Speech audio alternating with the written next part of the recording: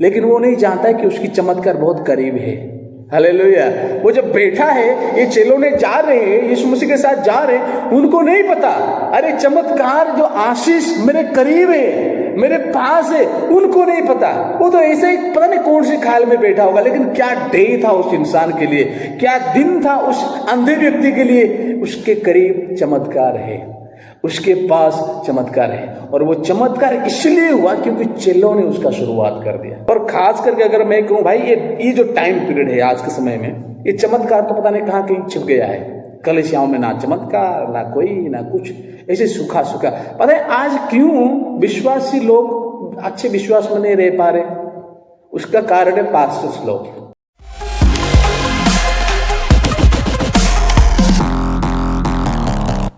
तो अब ये जाते जाते, अब इसी से वो निकलते निकलते चलते चलते उसके बाद ये घटना घट रहा है। जाते हुए उसने एक मनुष्य को देखा, एक इंसान को देखे, एक मनुष्य को देखे जो जन्म से अंधा था। देखो ये तो लिखने वाला लिख रहा है जन्म से अंधा है। अब इनको क्या पता जन्म से अंधा है कि कब अंधा हो गया। लिखने वाला हमें बताने के लिए लिख रहा है कि ये जो अंधा है, जो बैठा है, वो जन्म से अंधा है। और ये जब हम पूरा पढ़ते हैं इस अध्याय में, तो हमें ये समझ में आता है कि ये इंसान जो ये बैठा है, ये मनुष्य, ये बड़ा है, means he is Elder one, बड़ा हो चुका है वो। इसलिए उनके मम्मी ने बोलते वो तो बड़ा हो चुका, जो पूछना उसको पूछो ना, है ना। मतलब ये बड़ा हो चुका है, यानी जन्म से लेकर अब तक, क्या पता 20 साल 25 साल का हो रहा होगा, 18 साल से तो ज्यादा ही हो रहा होगा, 20 साल के हो रहा होगा, तब तक ये इसी प्रकार का जिंदगी जिया।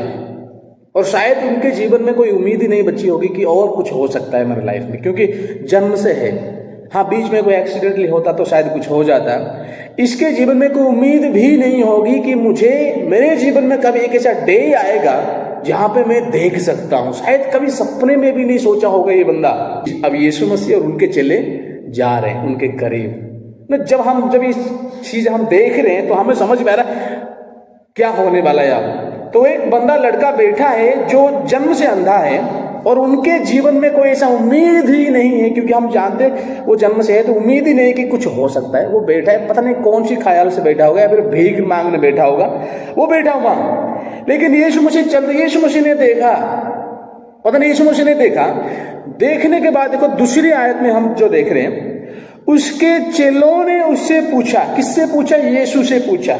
यीशु मसीह के चेले ने यीशु से पूछा, हे राबी, किसने पाप किया था कि यह अंधा जन्मा, इस मनुष्य ने या इसके माता पिता ने? तो शुरुआत कौन कर रहे हैं? यहाँ चेलों ने कर रहे हैं। वो मुझे अच्छा लगा एक चीज।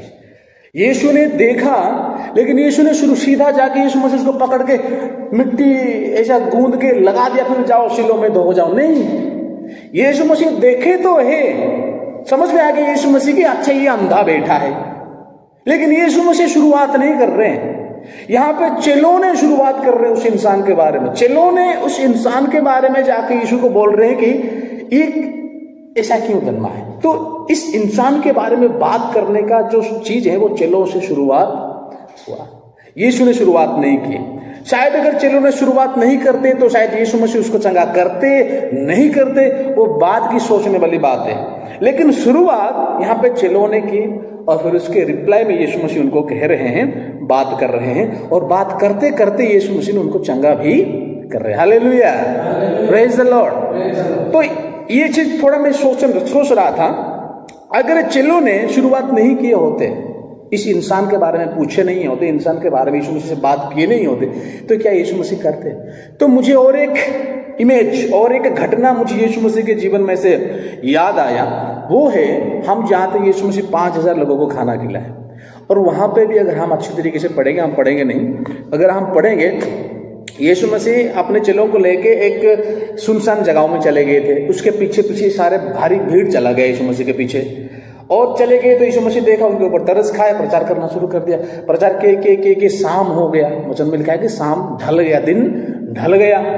और जब दिन ढल गया तो फिर यीशु मसीह वहां पे कुछ नहीं बोल रहे हैं, यीशु मसीह चुपचाप है यहाँ पे तो चेलों ने आके बोल रहे यीशु मसीह को, क्या खुदा इनको भेजो बाजार में, इनको बाजार में भेजो, क्योंकि ये भूखे हैं, सुबह से नहीं खाए, और एक जगहों में तो 3 दिन तक भूखा है, 3 दिन से वहां बैठे हुए हैं, ऐसा कुछ लिखा है। तो ये जो इतने सारे भूखे बैठे हैं, इतने सारे जो लोग बैठे हैं, यहाँ पे यीशु मसीह अपने आप को इस चीज इनिशिएटिव नहीं कर रहे, शुरुआत नहीं कर रहे हैं। वो चाहते तो हाँ, अरे ये भूखा है, इनको खाने क्यों नहीं दे रहे, खाना खिलाओ। लेकिन यहाँ पे खुद चले जाके यीशु मसीह को बता रहे हैं कि ये भूखे हैं, इनको भेज दीजिए, इनको ये कर दीजिए। उसके बाद यीशु मसीह वहां पे इंटरवेन कर रहे, बोल रहे कि नहीं नहीं, इनको आपको खाना खिलाना है। और फिर बातचीत हो रहा है, और फिर वहां पे एक इतनी बड़ी चमत्कार यीशु मसीह के द्वारा होता है। हालेलुया।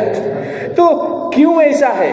तो मैंने इसीलिए मैं सोच रहा हूं, कहीं भी यीशु मसीह यहाँ पर गॉड कोई भी अचानक वो आके आशीष लोगों के ऊपर नहीं करने वाले, ऐसा नहीं करने वाले। He wants to use his people, अपने लोगों को, अपने दास को वो इस्तेमाल करना चाहते हैं।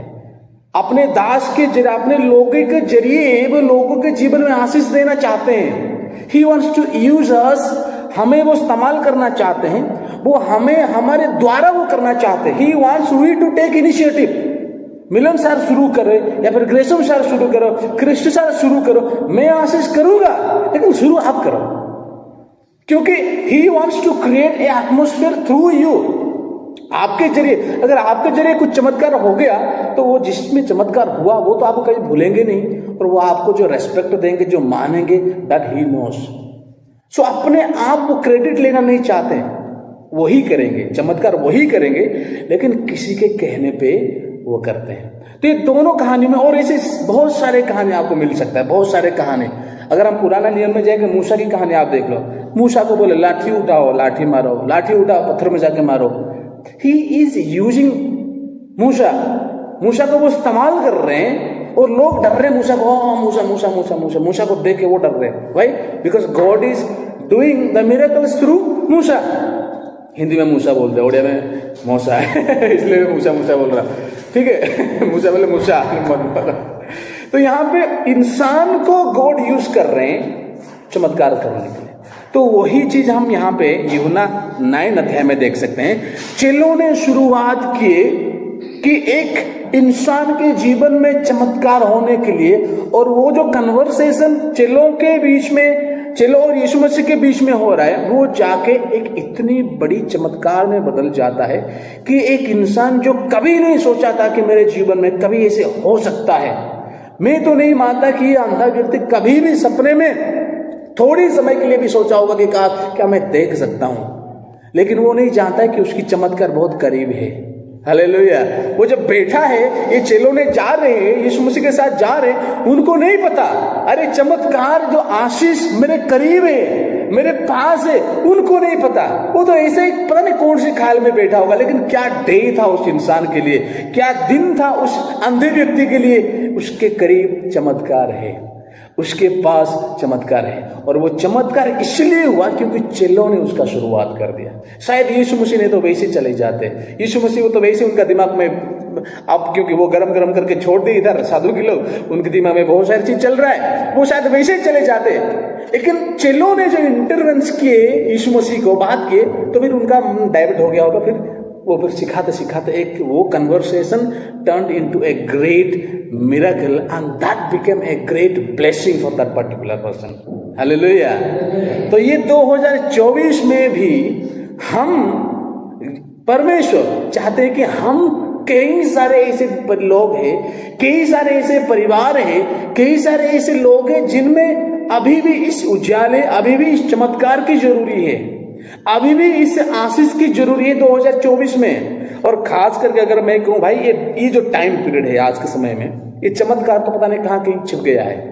कलीसियाओं में ना चमत्कार, ना कोई, ना कुछ, ऐसे सूखा सूखा। पता है आज क्यों विश्वासी लोग अच्छे विश्वास में नहीं रह पा रहे? उसका कारण है पास्टर्स लोग।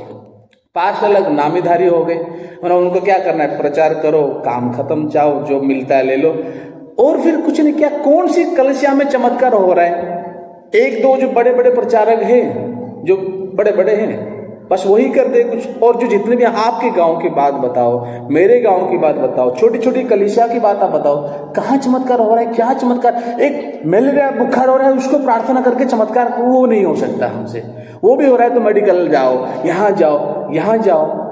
तो आज कलीसिया में क्यों वो स्पिरिट नहीं है, वो एक माहौल नहीं है कलीसिया में, आत्मिकता नहीं है, क्योंकि परमेश्वर का जो काम नहीं दिख रहा, ना के बराबर है, कम के बराबर है। तो इस माहौल को हमें चेंज करना। आज भी खुदा कहीं ना कहीं बैठा हुआ देख रहा है कि कोई मेरा चैनल बने, कोई मुझे मौका दे, मैं चमत्कार करूं।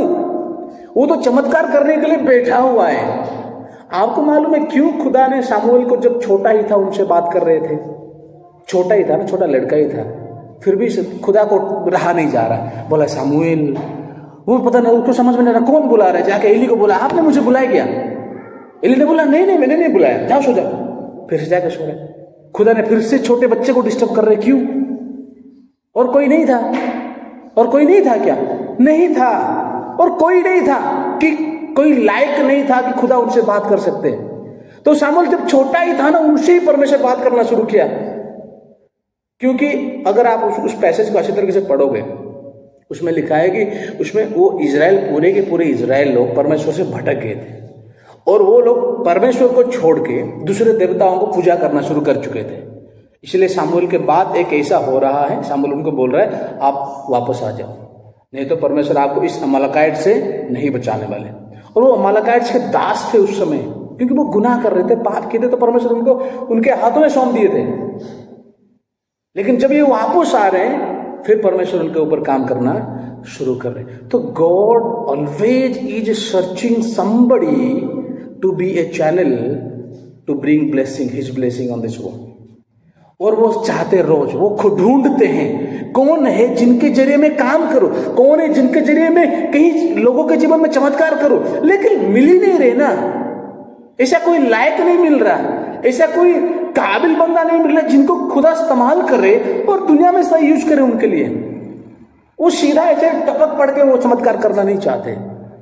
He wants to use his people. He wants to use me. He wants to use you. जितने भी हम परमेश्वर के लोग हैं ना, वो इस्तेमाल करना चाहते हैं, लेकिन हम उनके काबिल नहीं बन पा रहे। यहाँ पे अगर शायद ये लोग यीशु मसीह से चर्चा नहीं करते इसके बारे में, इस बंदे के बारे में, तो शायद यीशु मसीह का दिमाग वैसे भी भड़का हुआ था, वो वैसे ही चले जाते। लेकिन जब ये बात की इनके बारे में, तो यीशु मसीह को थोड़ा अच्छा कोई तो विषय आएगा चर्चा करने की, तो चर्चा हुआ उसके बारे में।